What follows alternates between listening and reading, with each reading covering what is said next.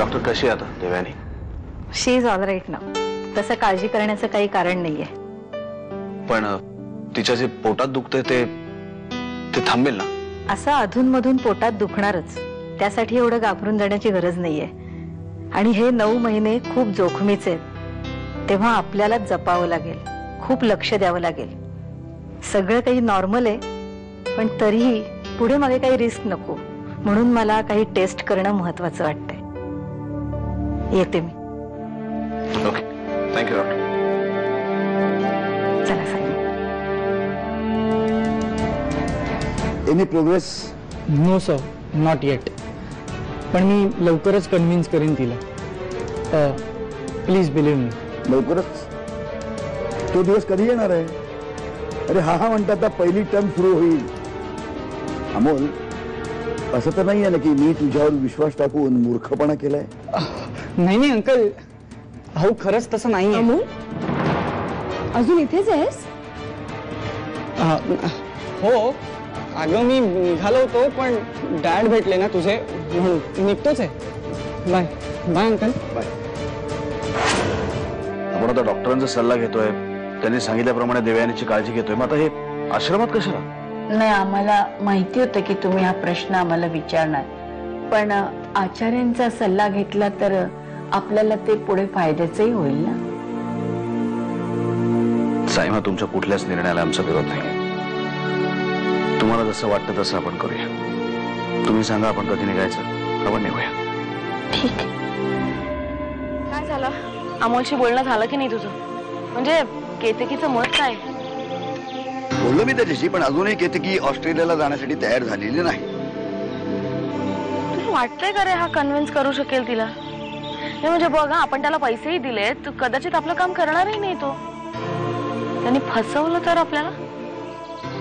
नाही, मीरा तसं नाही होणार.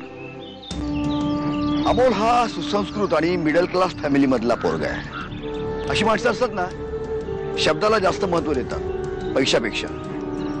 आणि म्हणून ती जिथं असतात तिथंच राहतात आयुष्यभर, आपल्या संस्कारांना कवटाळत. आणि अमोलला आपल्याला फसवण्याचा प्रश्नच येत नाही. आणि त्याने जर तसं केलं ना, तर तो केतकीच्या नजरेतून उतरेल आणि मग आपल्याला जे हवंय तेच होईल. आचार्य, डॉक्टर म्हणतायत की मुलाची पोझिशन जशी असायला हवी आहे तशी नाहीये. त्यामुळे आम्ही खूप काळजीत होतो, म्हणून तुमचा सल्ला घेण्यासाठी इथे आलोय. काही काळजी करू नका साईमा, आम्ही यांना ठीक करू. 10-15 दिवस यांना आश्रमात राहू दे. अशा अवस्थेत त्या फार त्रास सहन नाही करू शकणार. इथे राहून योगा आणि ध्यान केल्याने त्यांच्या मनाची शक्ती वाढवता येईल. त्यांच्या मनाला जेवढं प्रसन्न वाटेल तेवढं चांगलं. Dad, guess what? हे काय? ऍडमिशनचा फॉर्म असेल, मिरचंदाना इन्स्टिट्यूटचा.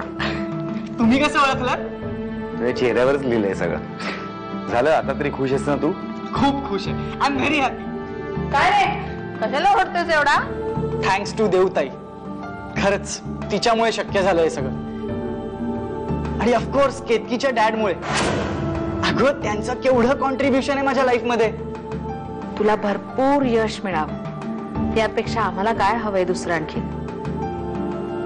सगळी स्वप्न पूर्ण करताना आम्हाला विसरू नकोस म्हणजे झालं. हे काय काकू, असं का म्हणतेस तू? अगं तुम्हाला विसरून कसं चालेल? बरं, मी हा फॉर्म मॉमला दाखवून येतो. ओके, आलो. त्या दिवशी रात्री तुम्ही नताशाच्या पत्त्यावर तिला भेटायला गेला होता. नेमकं काय घडलं तिथे? आम्ही तिच्या पत्त्यावर गेलो होतो, पण आम्हाला ती भेटली नाही.